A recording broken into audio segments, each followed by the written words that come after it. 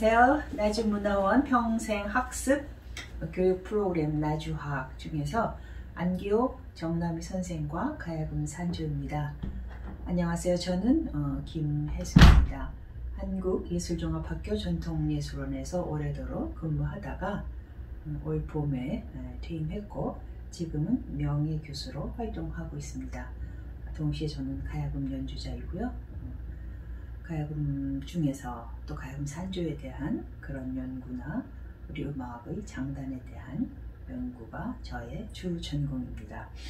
오늘 여러분과 함께 할 내용은 안기옥과 정남희 선생에 대한 것, 그리고 가야금 산조에 대한 것, 안기옥 가야금 산조의 특징에 대한 것, 이렇게 5 카테고리로 나누어서 준비했는데 사실 이게 2번째 영상 촬영이거든요. 그래서 지난번에는 1시간 반을 했는데 중간에 잘려서 못 쓰게 돼서 지금 다시 영상 촬영하는 거예요. 그래서 한 30분 정도 안에 이 내용을 압축할까 하고요.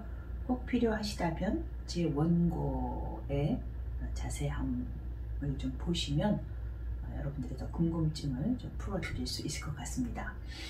사실은 안기옥과 정남희 이 2분은 가야금 산조의 명인이고요. 우리가 월북 명인이라 하는데 제대로 강의가 되려면 이 사람들의 음악에 대한 연주나 그런 것들을 동시에 진행을 해야 되지만 이 강의에서는 그렇게 할 수 없어서 안기옥과 정남희가 어떻게 성장해서 왜 월북을 하게 되었을까, 또 그리고 그들은 북한에서 어떠한 산조 음악을 만들었을까에 집중해서 강의를 진행하고자 하겠습니다.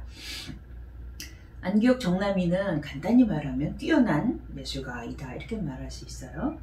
예인 집안 출신이고 또 가야금 전공이지만 전통예술의 여러 부분에 능통했었죠. 우리 음악사에서 이 사람들이 중요한 것은 가야금 산조의 창시자로 일컬어지는 김창조 가야금 산조 음악을 이들을 통해서 전함을 받을 수 있고요. 또 그들 자신의 음악을 만들어 전함으로써 전통예술계가 기억해야 할 명연주가로 꼽힙니다. 그리고 월북했기 때문에 월북 국악인으로 분류가 되죠.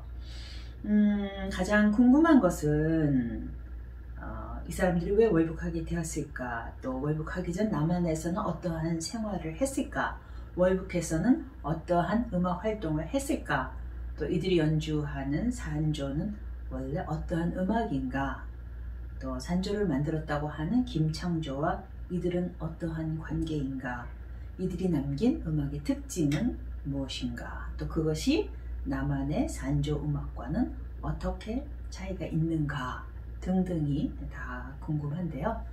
이 시간에 이것을 모두 충족시킬 수는 없지만 아무튼 할 수 있는 데까지.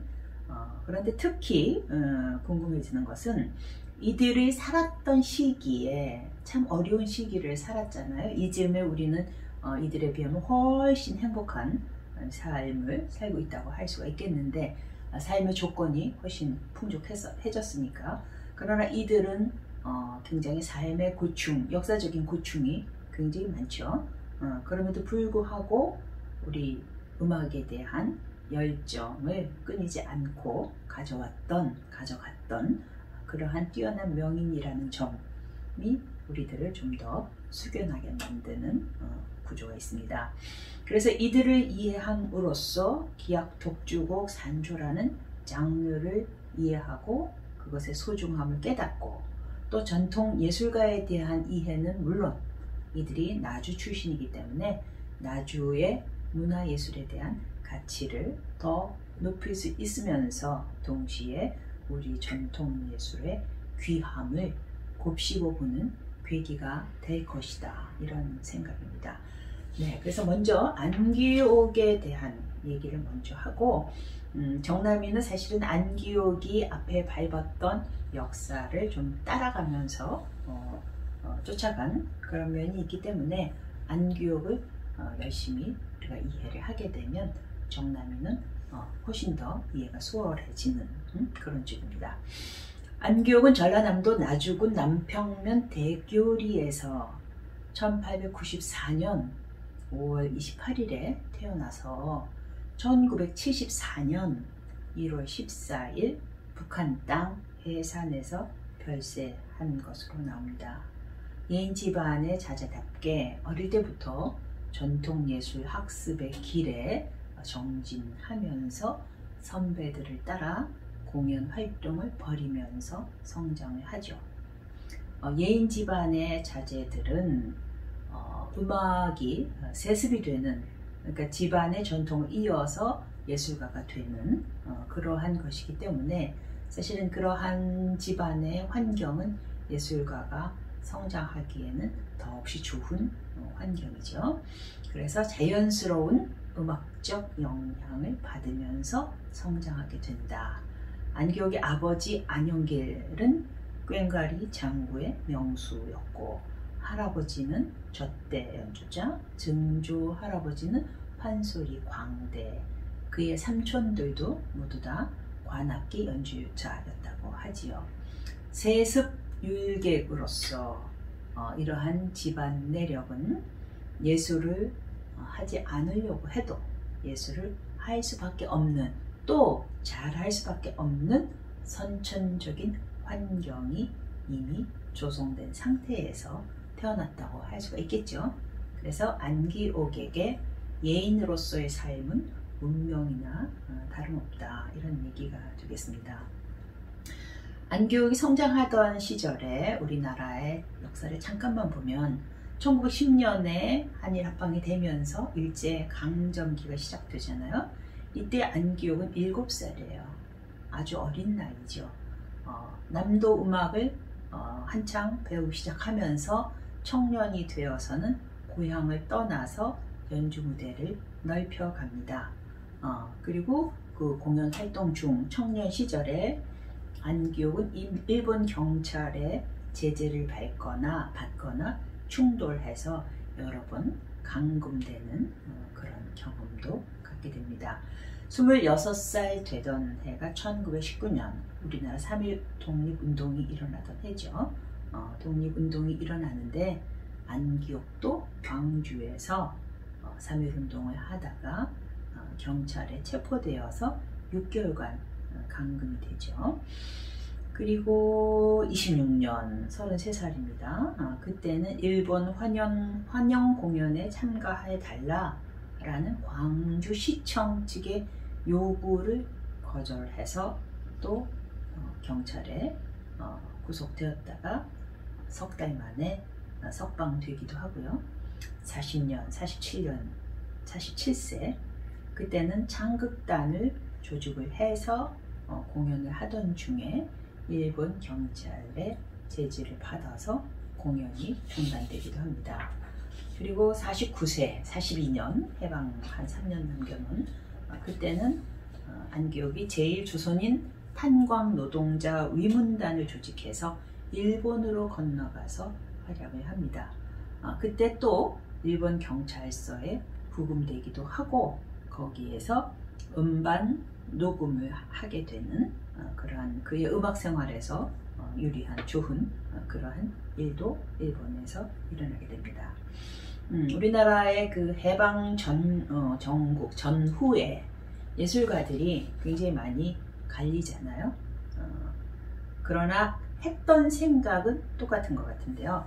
일제, 잔재, 청산, 봉건주의 유물의 청소, 국수주의적 경향의 배격, 음악의 민족적 유산 계승과 외래 음악의 비판적인 섭취, 그리고 진보적 민주주의 민족문화 건설.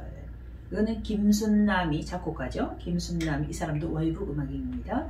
김순남이 주도했던 조선음악가 동맹의 음악과 사회에 대한 생각이에요.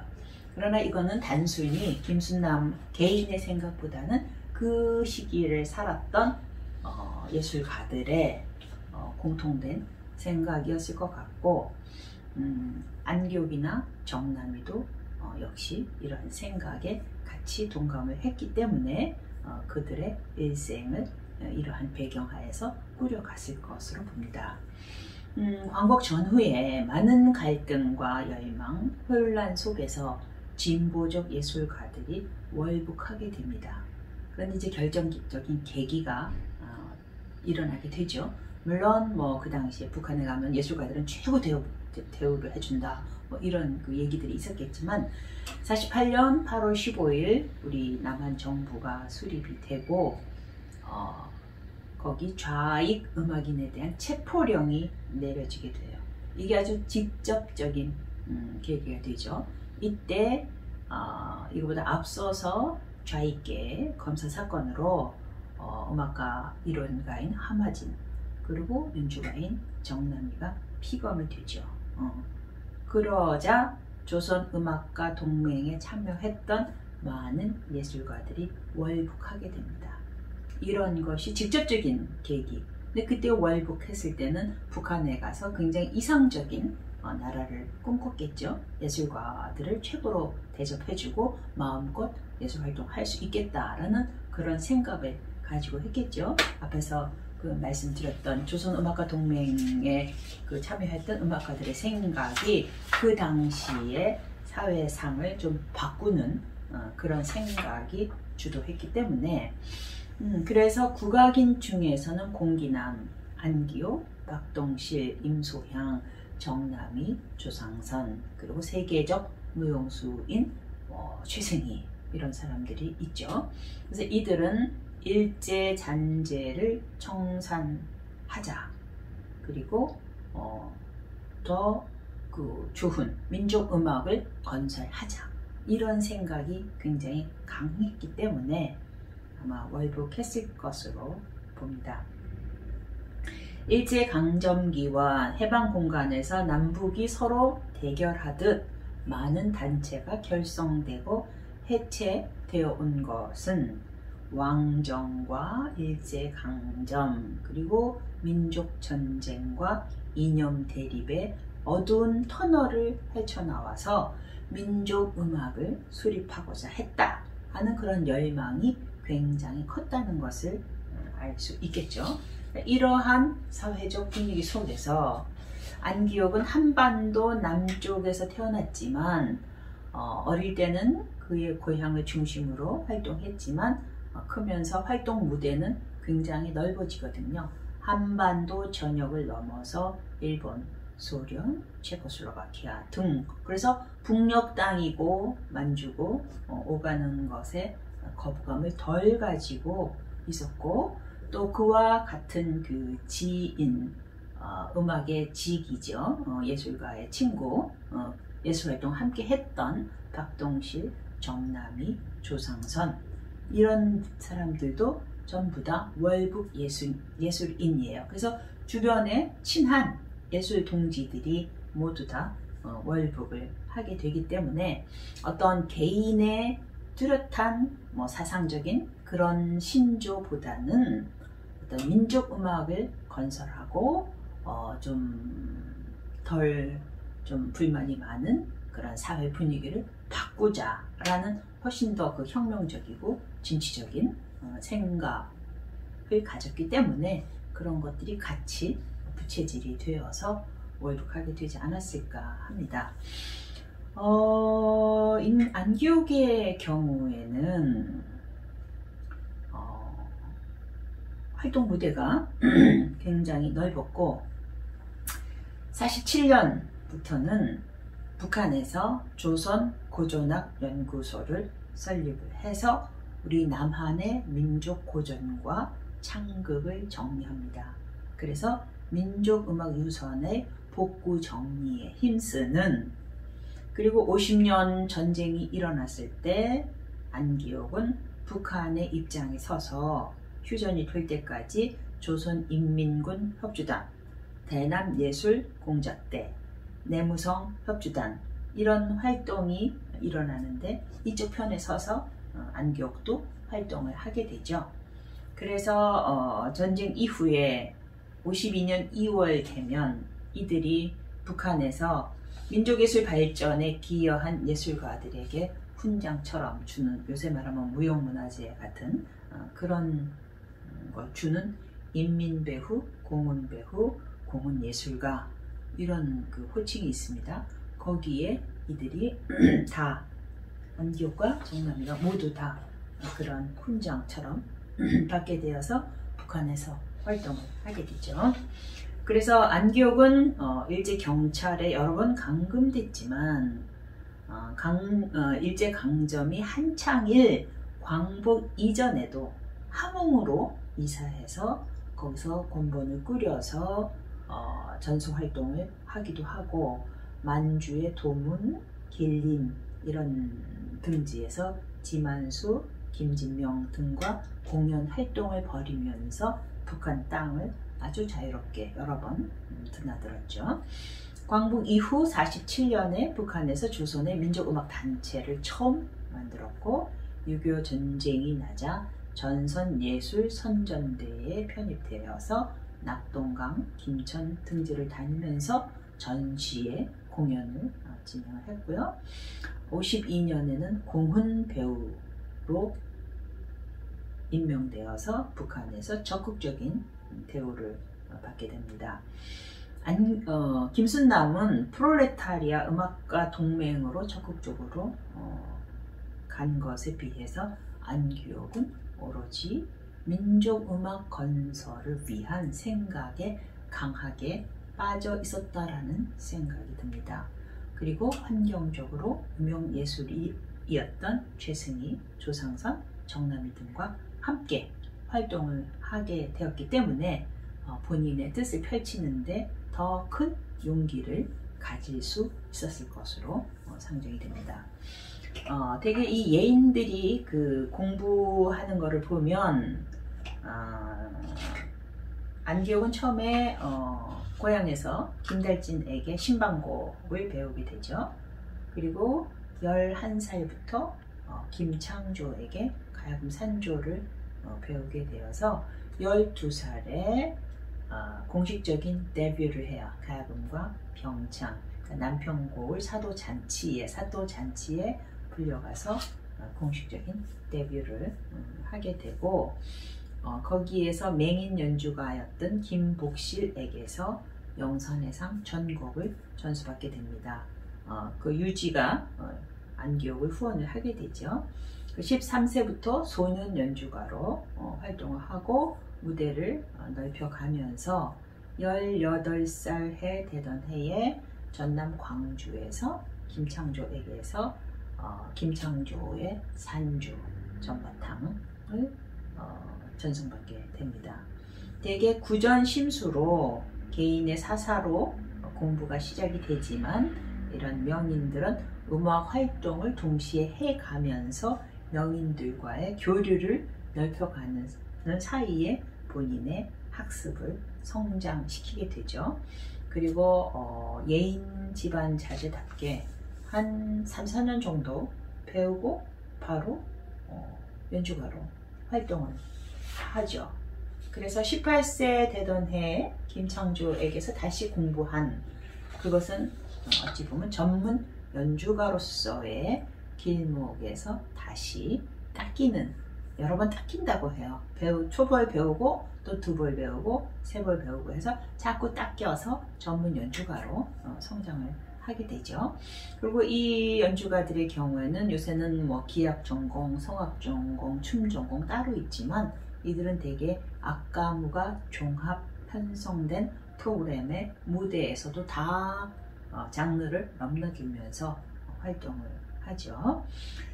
자, 그래서 대개 30세, 40세 이때에 안기옥의 아주 왕성한 활동이 있는데 요거는 건너뛸게요. 저희 그 원고에.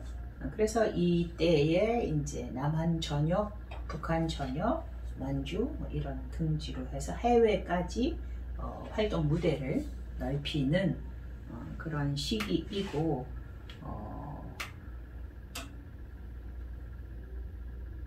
53세에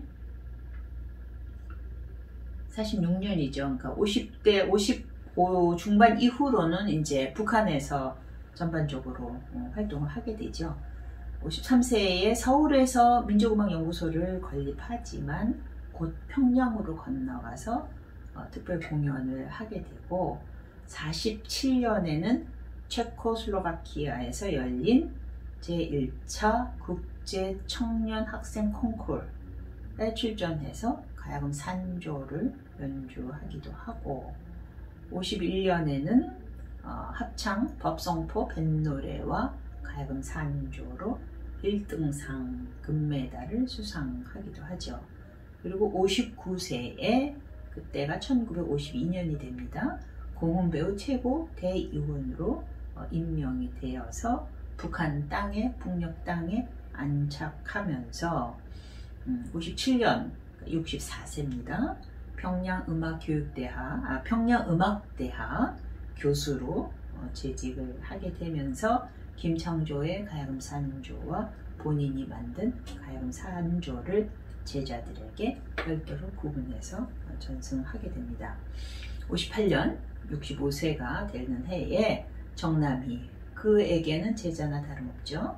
정남희와 함께 가야금 교칙본을 만듭니다. 지금도 전해지고 있고요.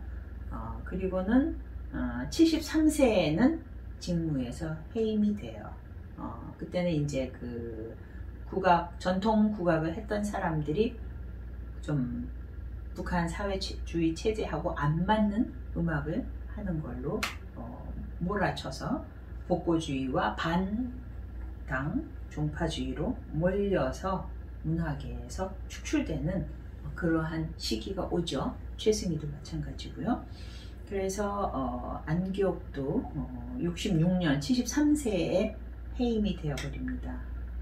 그래서 그의 안기옥의 아들 안성현의 집에서 지내다가 이제 별세를 하게 되죠. 74년 해산에서 별세를 하게 되고 손녀 안화열에게 가야금을 가르쳤고 자기 아들 안성현과 함께 자신의 일기를 기록으로 남겼다고 합니다.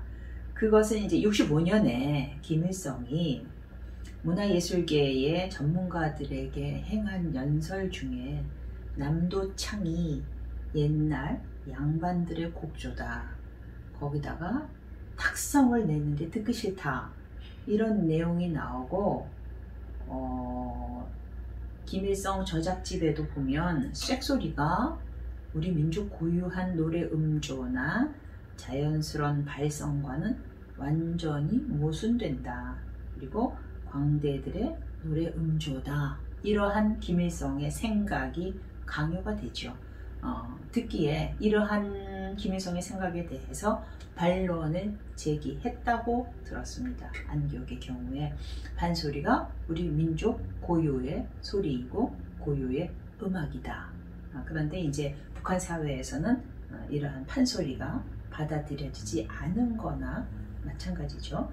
그런데 안기옥의 입장에서는 그가 나주 우리나라 남쪽의 출신이기 때문에 평생 남도 음악을 배웠고 가야금 산조와 새로운 창극을 만들어서 신조선 음악의 건설에 평생을 쏟았다고 할 수가 있겠죠. 정열을 쏟았던 그런 인생을 보게 되면 남도 음악은 그에게 탯줄이나 다름이 없는데 그것을 부정해 버린다. 쉽지가 않겠죠. 최승희도 마찬가지고요. 그래서 북한에서 공훈배우나 인민배우로 아주 최고의 지위를 줬지만 결국은 이제 해임되면서 탄광으로 쫓겨갔다가 아주 말년에 아들들 집에서 살다가 이제 일생을 정리하게 되는데 아마 굉장히 뭐랄까 외국 음악인들이 만년의 삶이 큰 회한 속에 저물어 가지 않았을까. 그게 이제 우리나라가 남북한이 아직도 통일되지 못하고 있는 그런 역사 속에 있는데 이러한 부분 속에서 사실은 더 크게 성장할 수 있었던 예술가들이 좀 쓰러져 가게 되는, 물론 일시적으로 한때는 굉장히 큰 빛을 바랄 수도 있었겠지만 결과 궁극에 가서는 좀 쓰러져 가게 되는 그런 부분이 우리의 역사와 맞물려 가기 때문에 사실은 좀 안타까운 일이 되는 거죠. 자, 그 다음에 정남이에 대해서 간결히 좀 해보겠습니다. 정남이는 1905년 전라남도 나주군 신정리에서 태어나서 1984년 함경북도 선봉군 선봉읍에서 79세에 타계하게 됩니다. 대개는 김창조 안기옥과 이렇게 그 여정이 굉장히 비슷해요. 공통성이 많습니다.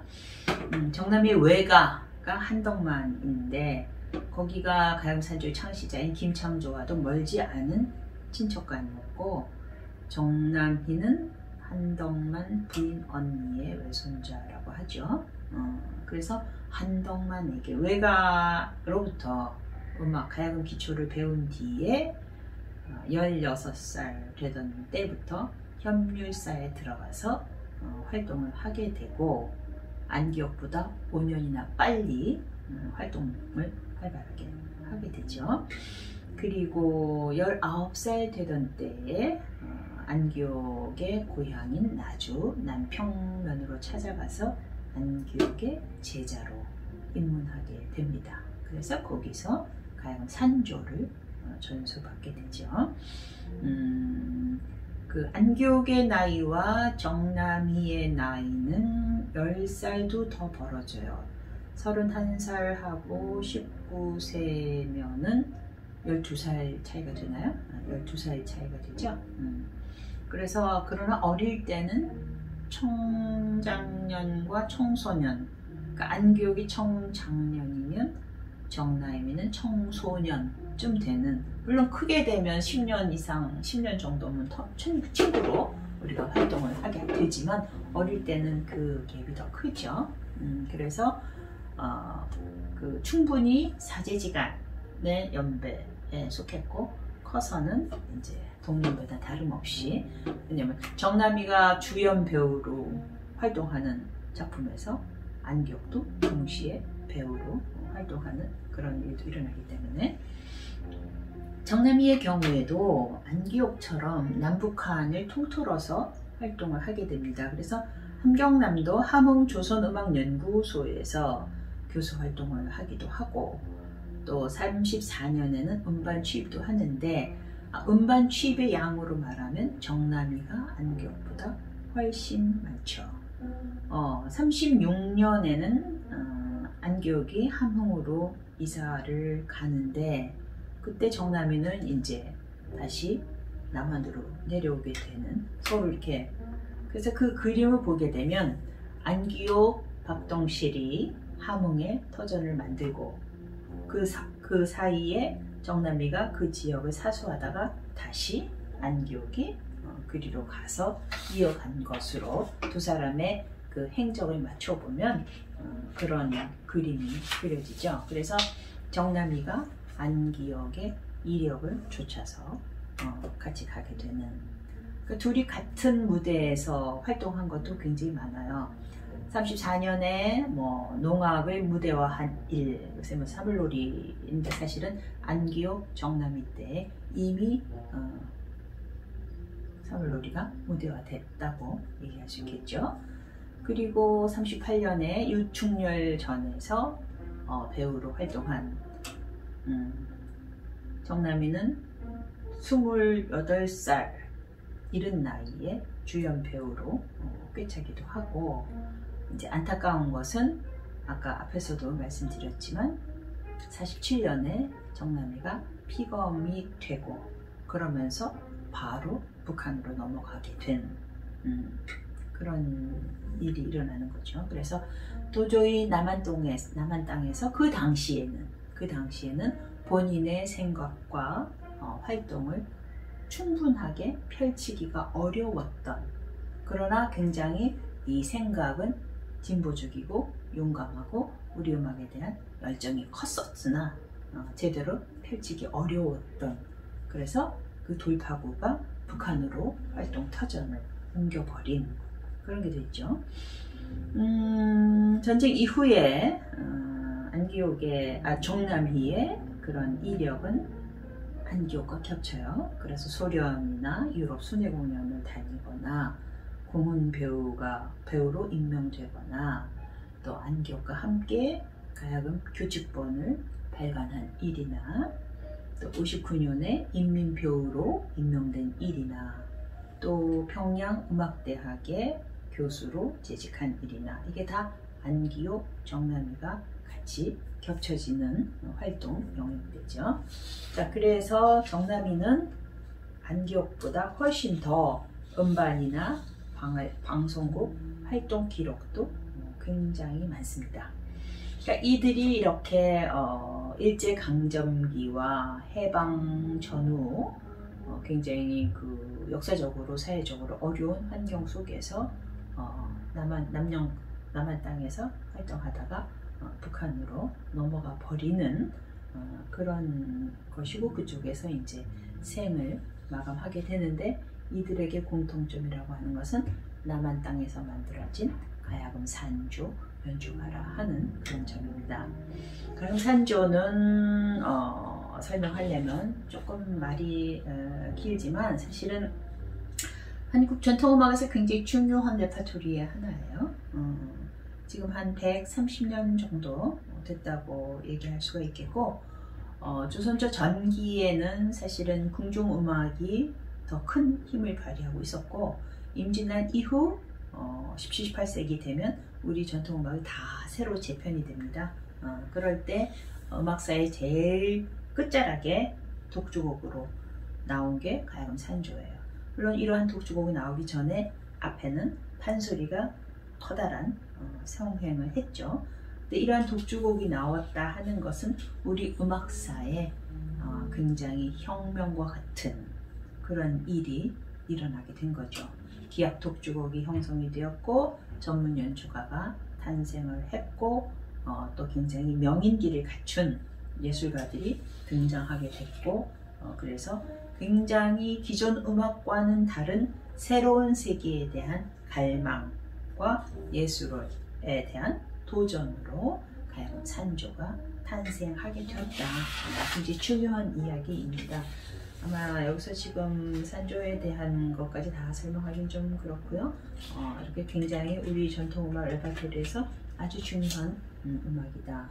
그래서 이 산조라는 음악은 사실은 판소리와 아주 직결되는데 아주 압축해서 말하면 말 없는 판소리가 곧 산조다 라고 옛날 명인들은 얘기하죠. 그래서 판소리에 사설을 빼서 그거를 악기에 이디엄을 담아서 연주해버리면 산조가 된다. 이렇게 그러니까 결과적으로 판소리와 산조는 음악법법이 굉장히 공통성이 많은 그러니까 다시 말하면 성악곡이 기악곡화된 그런 음악이 산조다 라고 얘기하면 되겠죠. 그런데 이제 거기서 김창조는 장별제를 만들어서 산조의 구전으로 준비되던 가락들을 정형화되는 데에 공로가 크고요. 그 음악을 안기옥에게 전했다. 그런데 안기옥은 선생의 음악을 그대로 가지고 있었던 것이 아니라 요거는 선생의 음악이다. 그리고 요거는 내 음악이다 해서 본인의 음악을 만들어서 전했다. 이런 게 되게 중요하죠. 그래서 남한에서 산조는 지금 굉장히 중요한 음악이고요. 여러 부파로 분파되어서 연주가들이 이 음악을 잘 연주를 해야 연주가로 이름을 올릴 수 있을 만큼 중요한 레퍼토리가 되어 있죠. 자, 그 다음에 이러한 음악들을 그러면 안기옥이 북한에서 만든 음악은 남한의 산조하고는 어떻게 다른가? 그것을 조금 분석을 좀 해보면요. 안기옥의 진양조에서는 남한 산조에서 쓰이는 상투적인 선율 진행이나 종지용 선율 이런 것들을 잘 쓰고 있지 않아요. 상투적이지 않다는 얘기죠. 그 다음 구조 면에서 남한의 산조는 계면길 위주가 많아요. 한 90% 정도는 계면길이에요. 그런데 안기옥의 경우에는 우족길, 평족길로 짜여진 대목이 많아요.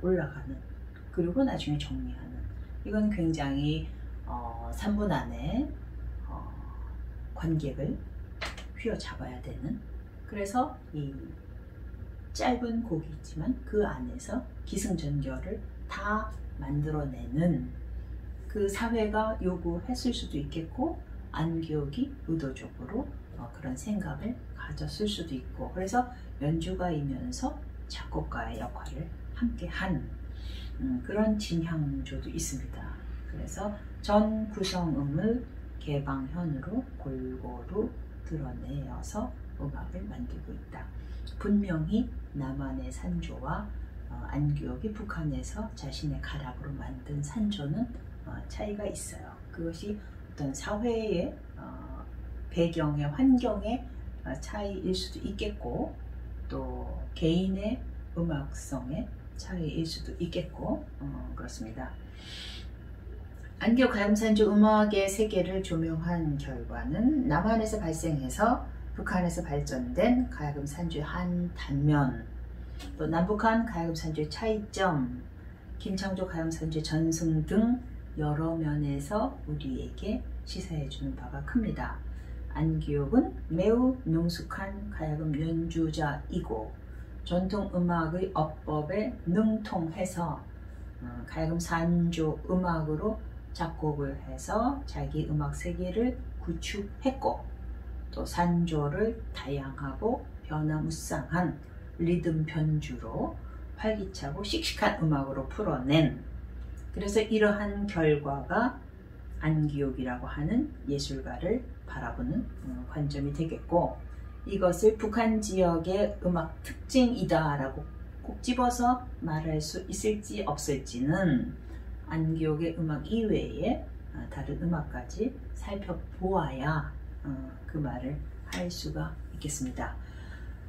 이제 정리하겠습니다. 세습 음악가 집안에서 태어나서 예술인으로서의 유전자를 태생적으로 가지고 태어났지만, 당시 사회 분위기는 예술인을 천시하는 경향이 컸었고, 이건 그렇게 먼 옛날의 이야기가 아닙니다.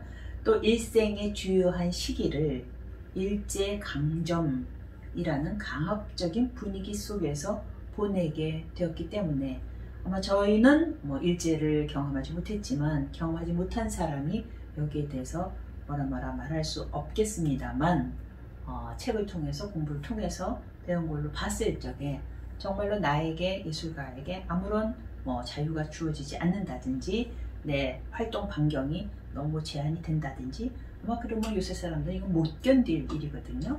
그러나 일제강점기에는 어쩔 수 없었던 그런 분위기가 있었죠. 그래서 일제강점이라는 강압적인 분위기 속에서 보내게 되었기 때문에 친일을 청산하고 싶었겠죠. 지금도 우리가 다 친일 청산을 못한 것이 우리 사회의 한 병폐로 드러나는 경우가 많습니다만, 어느 한 지역에 묵어두기에 그의 활동 범위는 굉장히 넓었기 때문에 민족음악 건설이라고 하는 새로운 목표를 향해서 안기옥은, 또 혹은 정남이는, 혹은 월북 음악인들은 거침없이 월북행을 택했을 것이다 라는 것이 저의 생각입니다. 여기에 또 플러스 요인으로 주요 활동 멤버들이 모두 북녘 땅에 주변에 모여들었기 때문에 안기옥이 주로 연주했던 가야금 산조나 또 만들었던 장극이나 이러한 것들이 새로운 창작 활동을 하는데 부족함을 느끼지 못했을 것 같습니다. 그리고 금상첨화로 북한에서 예술가로서 최고 대접까지 받았기 때문에 일생을 통해서 과연 부족함이 무엇이 있었을까 하는 생각이 듭니다만, 말년에는 그가 직무에서 해임되면서 채석 광선에 내려가서 지내게 되는데, 이때는 어떠한 회한이 들었을까 굉장히 궁금해집니다. 민족음악의 건설을 꿈꾸고 실행해왔던 그의 일생 평생 열정에 말년에는 어떠한 회한이 밀려들지 않았을까. 그런데 일기를 기록으로 남겼다 하는데 모르겠습니다. 모두 다 통제된 사회에서 얼마큼 솔직한 그의 일생 기록이 될 수 있었을지 그건 모르겠지만, 이러한 자료들을 선입견 없이 살펴볼 수 있는 날을 우리가 기대할 수 있을지, 또 예술가로서 안기옥의 평생을 움직였던 생각들은 무엇이었을까 하는 것, 또 안기옥의 산조 음악, 또 안기옥의 음악들이 부분적으로 남한에 알려져 있지만, 이 안기옥의 음악 세계에 대한 더 깊은 연구를 통해서 우리 전통 예술가들을 새롭게 조명해야 될, 그래도 지금은 월북한 명인이라고 이렇게 공개적인 강의도 할 수 있고, 또 이 사람들에 대한 자료도 어느 만큼은 살펴볼 수 있는 이러한 일이 그래도 한편 다행입니다만, 이들이 일제강점기 해방 전국에서 좌익 우익의 어떤 그런 사상적 휘말림, 결국은 북녘 땅을 통해서 사회주의라고 하는 통제된 사회 안에서 민족음악이라고 하는 것을 가지고 평생을 살았고, 살다가 말년에는 그 그거 민족 음악 아니다 버려라 하니 거기에 대한 실망은 얼마나 컸을까. 그럼에도 불구하고 자기 음악을 완성해 갔다. 이런 면에서 이러한 예술가가 전라남도 나주 출신의 예술가다. 이렇게 생각이 연결이 되죠. 그래서 나주의 그 평생 학습 프로그램 중에 하나로 정남이 안기옥의 예술 세계에 대한 연구는 앞으로 더 지속이 되어야 할 거다. 이러한 생각입니다.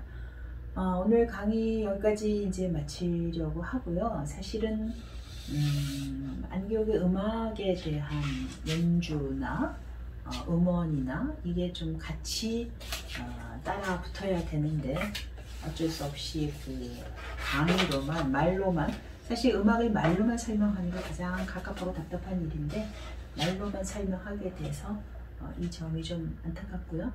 앞으로 더 또 기회가 있을 걸로 생각이 됩니다.